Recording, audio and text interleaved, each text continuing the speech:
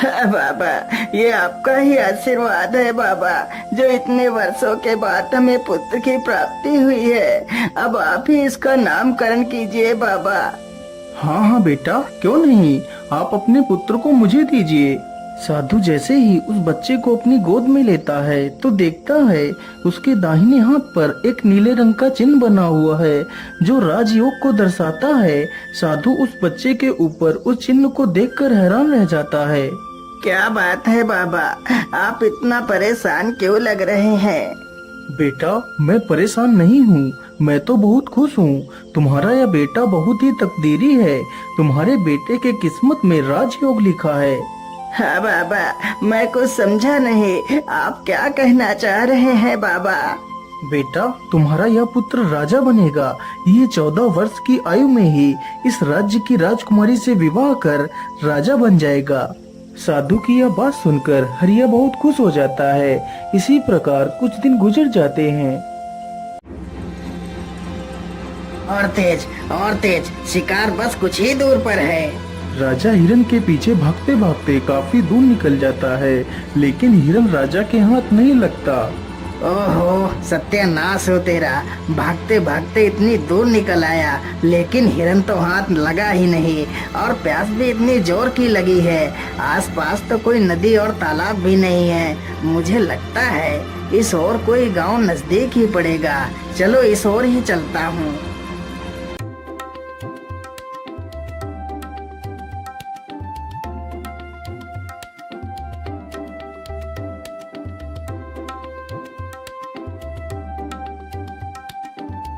राजा चलते चलते उसी गांव में पहुंच जाता है जहां वह बच्चा पैदा हुआ था जिसका विवाह राजकुमारी से होना था।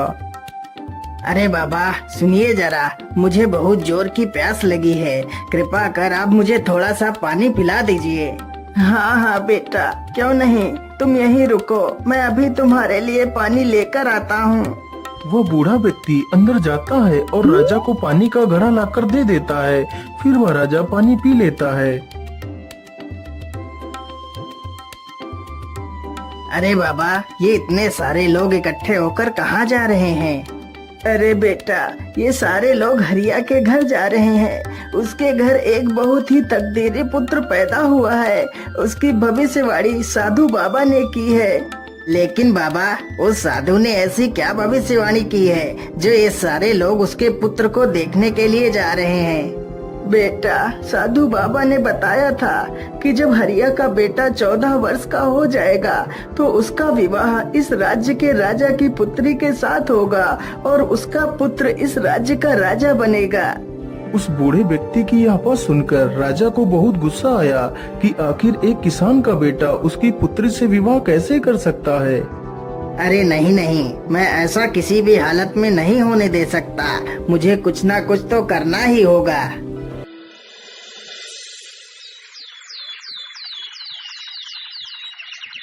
राजा अगले ही दिन अपना वेश बदलता है और उसी गांव में पहुंच जाता है। अरे भाई, ये हरिया किसान का घर कहाँ पर है? अरे भाई, सीधे चले जाओ और गांव के आखिर में जो घर मिलेगा वही हरिया किसान का घर है। इतना सुनकर राजा हरिया के घर पहुंच जाता है। अरे ओ हरिया भाई, जरा घर से बाहर आओ, मैं तुमसे मिलने आया हूँ। हाँ भाई, बोलिए, आप कौन है और आप हमसे क्यों मिलना चाहते हैं? हरिया भाई, मैं सेठ करोड़ी मल हूँ। मैं हरिपुरा गांव में रहता हूँ। मैंने सुना है आपका पुत्र बहुत किस्मत वाला है, उसके किस्मत में राजयोग है। हाँ सेठ जी, आपने बिल्कुल ठीक ही सुना है। हरिया भाई, मैं तुमसे कुछ कहना चाहता हूँ। हाँ हाँ, बोलिए बोलिए सेठ जी, आप हमसे क्या कहना चाहते हैं? अरे भाई, आप अपना बच्चा मुझे दे दो, मैं इसके बदले तुम्हें ढेर सारा धन दूंगा। तुम्हारे बच्चे का पालन पोषण मैं करूंगा। लेकिन सेठ जी, मैं अपना बच्चा आपको नहीं दे सकती। अरे हरिया भाई, जरा सोच लो, मैं इसे यहाँ लेने आया हूँ। इसमें ईश्वर की ही मर्जी है कि आपके बच्चे का पालन पोषण एक अच्छी जगह पर हो। तुम सोचो, तुम एक मामूली से किसान हो, तुम इसका पालन पोषण ठीक ढंग से नहीं कर सकते। हाँ हाँ भाग्यवान, सेठ जी एकदम ठीक कहते हैं। हम इस बच्चे का पालन पोषण नहीं कर सकते। हो सकता है इसमें ईश्वर की ही मर्जी हो कि इसका पालन पोषण एक अच्छी जगह हो। ठीक है सेठ जी, मैं अपना बच्चा आपको दे दूंगी, लेकिन जब मेरा बच्चा 14 वर्ष का हो जाएगा तो तुम मेरे बच्चे को वापस कर देना। हाँ हाँ ठीक है, 14 वर्ष के बाद मैं तुम्हारा बच्चा तुम्हें वापस कर दूंगा। इतना कहकर वह राजा बच्चे को ले लेता है और वहाँ से चला जाता है।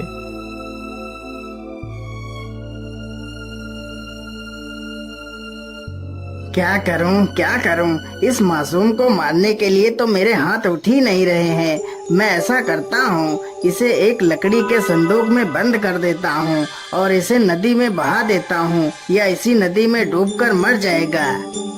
इतना सोचकर राजा उसे एक लकड़ी के संदूक में बंद कर देता है और उसे नदी में बहा देता है।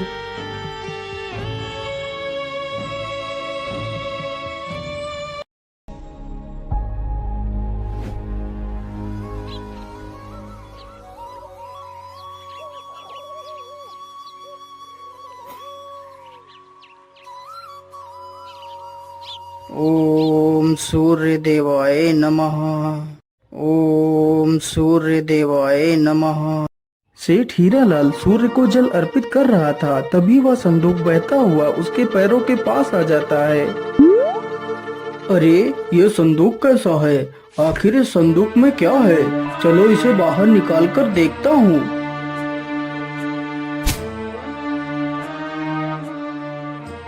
अरे ये क्या? इसमें तो एक बच्चा है, लेकिन यह बच्चा तो कितना सुंदर है। हे प्रभु, लगता है आपने मेरी सुन ली। मेरी पत्नी कब से पुत्र की कामना कर रही थी और आज आपने उसे भी पूरा कर दिया। सेठ जल्दी से उस बच्चे को उठाकर अपने घर ले जाता है और अपनी पत्नी को सारी कहानी सुनाता है। हे प्रभु, आपका बहुत बहुत धन्यवाद जो आपने मेरी इस इच्छा को भी पूरा कर दिया। इसी प्रकार धीरे धीरे 14 वर्ष गुजर जाते हैं। सेठ ने उस लड़के का नाम सूरज रखा। सूरज अब पूरे 14 वर्ष का हो चुका था। वाह सूरज वाह, तुम तो कितने बुद्धिमान हो। सूरज की प्रशंसा गुरुजी कर रहे थे, तभी वहाँ से वही राजा गुजरता है जो किसी दूसरे राज्य में किसी जरूरी कार्य के लिए जा रहा था। अरे इतना सुंदर युवक मैंने आज तक नहीं देखा। आखिर यह किसका पुत्र है? वाह वाह, तुम तो वाकई में कितने बुद्धिमान हो। लेकिन तुम किसके पुत्र हो बेटा? मैं सेठ हीरालाल का पुत्र हूँ। अच्छा, ठीक है बेटा, जाओ जाओ, तुम अपना काम करो। इतना पूछकर राजा सेठ हरिदयाल के घर जाता है।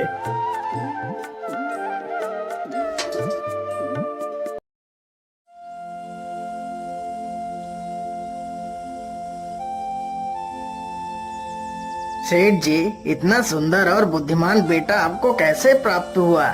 महाराज, वह मेरा बेटा नहीं है। मैंने तो सिर्फ उसका पालन पोषण किया है। इसके आधार पर वह मेरा बेटा ही हुआ। लेकिन सेठ जी, यह लड़का आपको कहाँ से मिला? फिर सेठ राजा को सारी कहानी सुनाता है। ओहो, इसका मतलब यह वही लड़का है जिसे मैंने 14 वर्ष पहले एक नदी में बहा दिया था। राजा और सेठ आपस में बात कर ही रहे होते हैं कि तब तक वहाँ पर सूरज आ जाता है।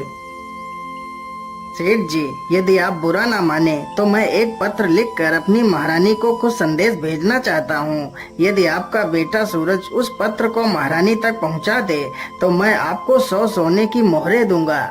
हाँ हाँ महाराज, क्यों नहीं, मैं आपका संदेश लेकर जरूर जाऊंगा। राजा ने चुपचाप एक संदेश लिखा और उस पर अपनी मोहर लगा दी। फिर सूरज को पकड़ा दिया। सूरज उस पत्र को लेकर वहाँ से निकल पड़ता है।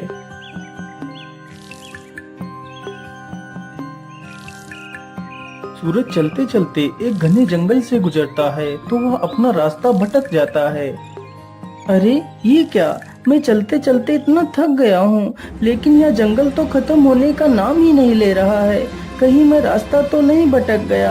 अब तो जल्दी ही शाम भी होने वाली है। क्या करूँ, किधर जाऊँ? फिर सूरज आगे बढ़ता है। उसे चलते चलते जंगल में रात हो जाती है।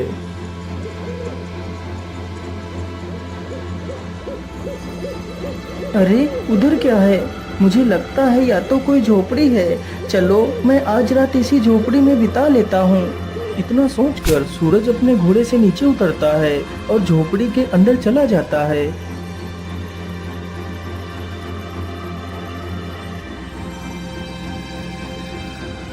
अरे अरे, कौन हो तुम और तुम अंदर कहाँ घुसते चले आ रहे हो?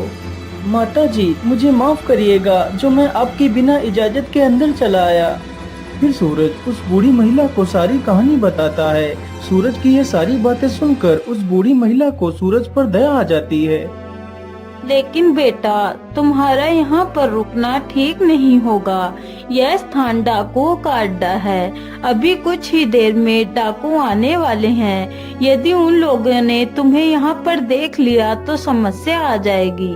लेकिन माता जी, इतनी रात्रि में तो मैं कहीं और भी नहीं जा सकता। यदि बाहर जंगल में गया तो मुझे जंगली जानवर खा जाएंगे। इससे अच्छा है मैं यहीं पर एक कोने में ही सो जाता हूँ माता। इतना कहकर सूरज एक कोने में जाकर लेट जाता है और सो जाता है। कुछ ही देर बाद डाकू अपने घर वापस आ जाते हैं।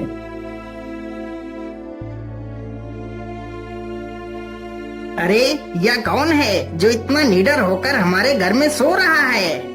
सरदार, यह सूरज है। बड़ा ही नेक दिल बच्चा है। फिर वह बूढ़ी महिला सारी कहानी उन डाकुओं को सुनाती है। उस डाकू ने जब यह बात सुनी तो उसे राजा की करतूतों पर संदेह हुआ। आखिर ऐसा क्या लिखा है इस संदेश में राजा ने? मुझे इस संदेश को खोलकर देखना ही होगा।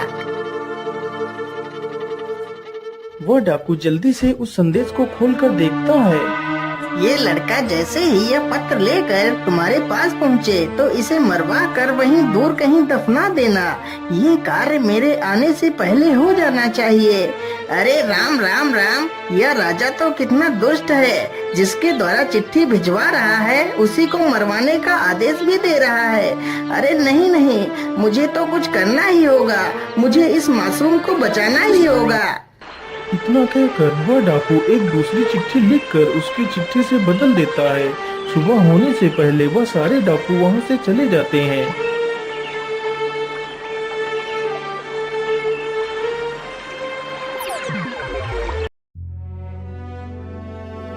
अच्छा माता जी, अब तो सुबह हो गई है। अब मैं चलता हूँ। यहाँ पर आश्रय देने के लिए आपका बहुत बहुत धन्यवाद। इतना कहकर सूरज वहाँ से निकल पड़ता है। सूरज कुछ ही देर में राजमहल में पहुँच जाता है और चिट्ठी महारानी को दे देता है। महारानी तुरंत ही उस चिट्ठी को पढ़ती है। यह लड़का बहुत ही ईमानदार और नेक दिल है। यह हमारी राजकुमारी के लायक है। इसलिए मैं चाहता हूँ हमारी राजकुमारी का विवाह इसी के साथ हो। इसलिए तुम हमारी पुत्री का विवाह इसी के साथ कर दो। यह विवाह मेरे वापस आने से पहले हो जाना चाहिए। आखिर महाराज ऐसे कैसे किसी के साथ हमारी राजकुमारी का विवाह कर सकते हैं? लेकिन इस चिट्ठी पर तो महाराज की मोहर भी लगी है। इसका मतलब यह युवक सत्य कह रहा है। इतना सोचकर महारानी ने अपनी पुत्री का विवाह सूरज के साथ कर दिया। कुछ दिनों बाद जब राजा वापस लौट कर आया तो उसे पता चला कि उसकी पुत्री का विवाह उसी युवक के साथ हो गया है। यह सुनकर राजा गुस्से से आग बबूला हो गया। नहीं नहीं महारानी जी, ये तुमने क्या कर दिया? तुम जल्दी से जाओ और मुझे वह पत्र दिखाओ जो मैंने तुम्हें भेजा था। महारानी जल्दी से राजा को वह पत्र दिखाती है तो राजा पत्र में कुछ और ही लिखा पाता है। अरे सैनिकों, जल्दी से जाओ और सूरज को हमारे सामने पेश करो। सैनिक तुरंत जाते हैं और सूरज को लेकर आ जाते हैं। अरे युवक, तुमने छल करके मेरी पुत्री से विवाह तो कर लिया, लेकिन मैं तुम्हें अपना दामाद स्वीकार नहीं करता। लेकिन महाराज, मैंने तो आपके साथ कोई छल नहीं किया है। अरे मूर्ख, तू मेरे साथ भी छल करना चाहता है, लेकिन मैं तुझे अपना दामाद स्वीकार नहीं करता। हाँ, मैं तुझे एक शर्त पर ही अपना दामाद स्वीकार कर सकता हूँ। बोलिए महाराज, आपकी क्या शर्त है? अरे युवक, यदि तुम मुझे शैतान के 2 सोने के बाल लाकर दे दो तो मैं तुम्हें अपना दामाद स्वीकार कर तुम्हें अपना सारा राज्य सौंप दूंगा। यदि बाल लेकर नहीं आए तो मैं तुम्हें फांसी पर चढ़ा दूंगा। ठीक है महाराज, मैं अपनी पूरी कोशिश करूंगा। इतना कहकर सूरज एक घोड़े पर सवार होकर वहां से निकल पड़ता है।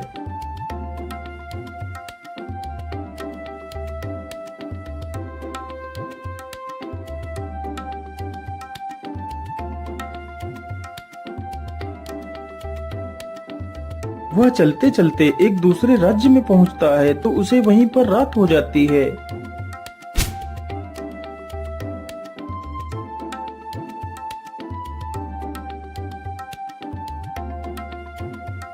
अरे सैनिक भाई, मैं एक परदेशी हूँ और आज रात मैं आपके यहाँ रुकना चाहता हूँ।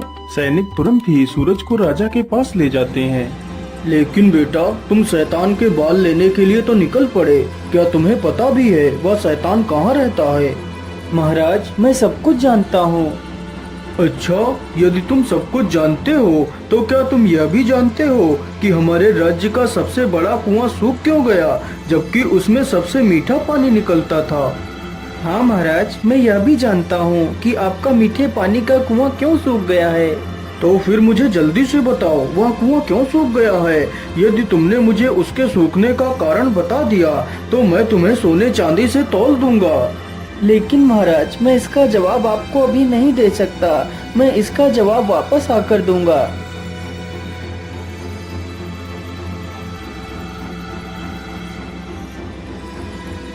अगली सुबह सूरज वहां से आगे के लिए निकल पड़ता है।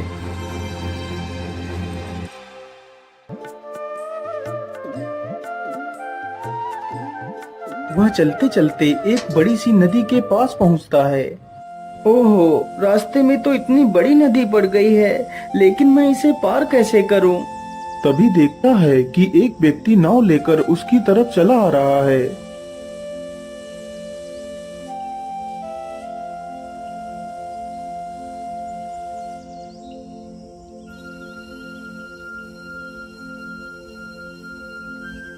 अरे भाई, कृपा कर आप मुझे नदी के उस पार छोड़ दीजिए। हाँ हाँ, क्यों नहीं, मैं आपको नदी के उस पार छोड़ दूंगा, लेकिन उससे पहले तुम्हें मेरे एक सवाल का जवाब देना होगा। ठीक है भैया, पूछिए, तुम क्या पूछना चाहते हो? मेरा सवाल ये है कि मुझे इस काम से स्वतंत्रता कब मिलेगी? अरे भाई, मैं तुम्हें वचन देता हूँ कि तुम्हारे इस सवाल का जवाब मैं जरूर दूंगा, लेकिन अभी नहीं। तुम्हें मेरे वापस आने तक इंतजार करना होगा। इतना सुनकर वह नाविक सूरज को नाव पर बिठा लेता है और उसे नदी पार करा देता है। वह जल्दी से नाव से नीचे उतरता है और वहाँ से चला जाता है।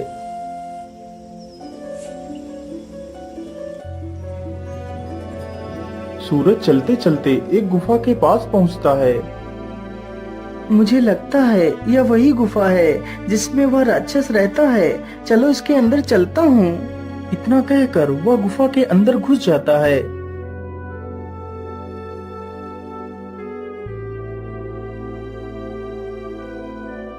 अरे, कौन हो तुम और तुम इस गुफा में क्या लेने आए हो? माता जी, मेरा नाम सूरज है। मैं बहुत परेशानी में हूँ, मेरी सहायता कीजिए माता। फिर वह अपनी सारी कहानी उस राक्षसनी से बताता है। वह राक्षसनी उस शैतान की माँ थी जिसके 2 सोने के बाल सूरज लेने के लिए उस गुफा में गया था। माता जी, यदि मैं 2 सोने के बाल लेकर नहीं गया तो राजा मुझे सूली पर चढ़ा देगा। उसकी ये सारी बातें सुनकर उस राक्षसी को उस पर दया आ जाती है। ठीक है बेटा, मैं तुम्हें उस शैतान के 2 बाल दे दूंगी। माता जी, यदि आप बुरा ना माने तो मैं आपसे 2 सवालों के जवाब जानना चाहता हूँ। ठीक है बेटा, पूछो, तुम मुझसे क्या पूछना चाहते हो? फिर सूरज वही दोनों सवाल पूछता है कि वह कुआं क्यों सूखा और उस नाविक को स्वतंत्रता कब मिलेगी। बेटा, इन सवालों के जवाब तो मैं भी नहीं दे सकती।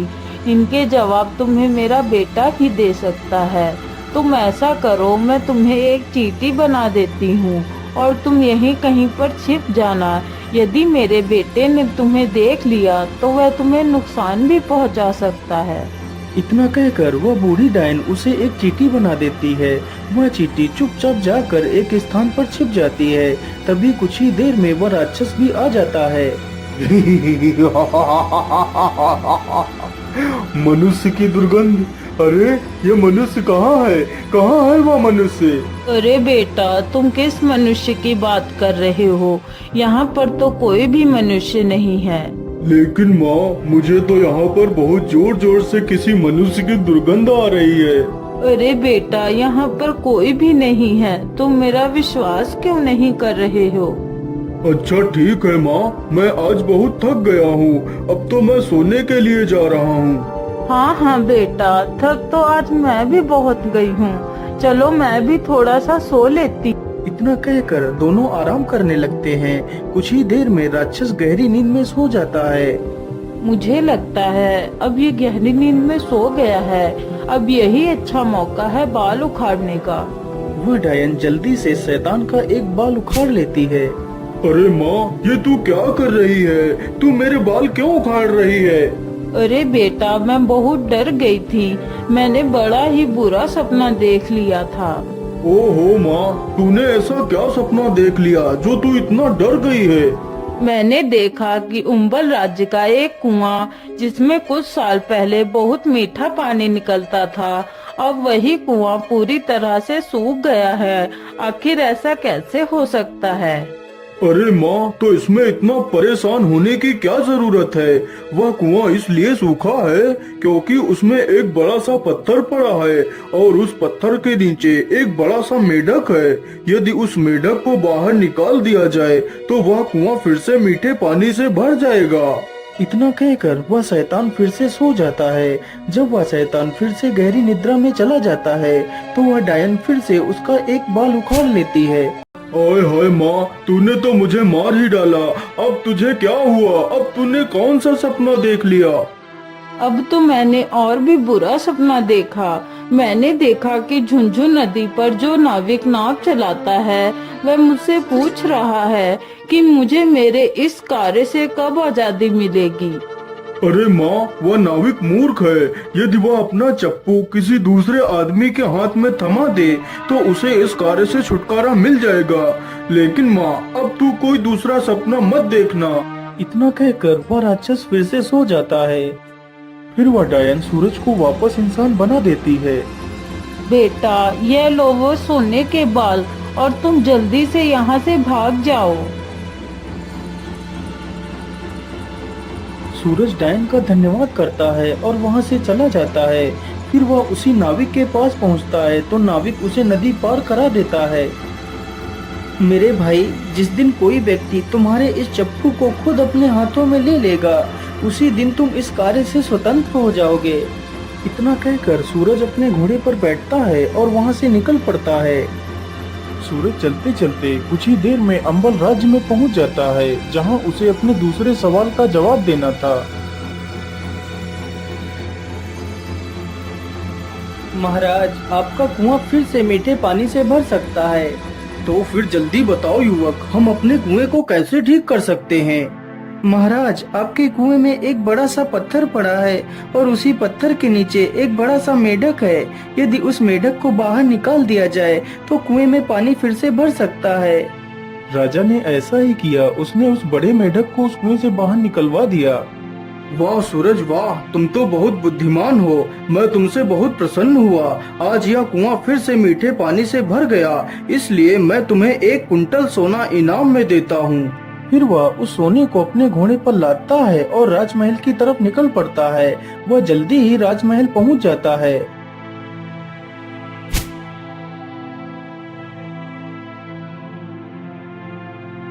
ये लीजिए महाराज, मैं आपके लिए शैतान के बाल लेकर आ गया हूँ। अच्छा अच्छा ठीक है, लेकिन तुम इन दोनों थैलों में क्या लेकर आए हो? महाराज, इसके अंदर सोना है। सूरज जल्दी से उन दोनों थैलों को राजा के सामने ही खोल देता है। इतना सारा सोना देखकर राजा हैरान हो जाता है। अरे इतना सारा सोना, लेकिन इतना सारा सोना तुम्हें कहाँ से मिला है? महाराज, मुझे यह सारा सोना झुंझुन नदी के उस पार पहाड़ियों से मिला है। वहाँ पर बहुत सारा सोना पड़ा है। मैं जितना भी सोना वहाँ से ला सकता था उतना ही लेकर आया हूँ। अच्छा, तो क्या मैं भी वहाँ से सोना ला सकता हूँ? हाँ हाँ महाराज, क्यों नहीं। जब आप झुंझुन नदी के पास पहुंच जाना तो तुम्हें एक नाविक मिलेगा। तुम उस नाविक का चप्पू खुद लेकर नाव चलाना और नदी के उस पार निकल जाना, तभी वह सोना तुम्हें दिखाई देगा। यदि तुमने नाव स्वयं नहीं चलाई तो वह सोना तुम्हें कभी नहीं मिलेगा। इतना सुनते ही राजा के मन में लालच आ जाता है और वह तुरंत ही झुंझुन नदी पर पहुंच जाता है। अरे ओ नाविक, जल्दी से इधर आ, मुझे नदी के उस पार जाना है। इतना सुनते ही नाविक जल्दी से नाव को नदी के किनारे पर लाता है।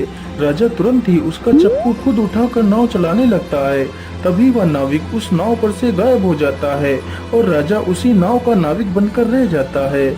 उधर सूरज ही उस राज्य का राजा बन जाता है। अरे हरिया भाई, अपना बेटा मिल गया।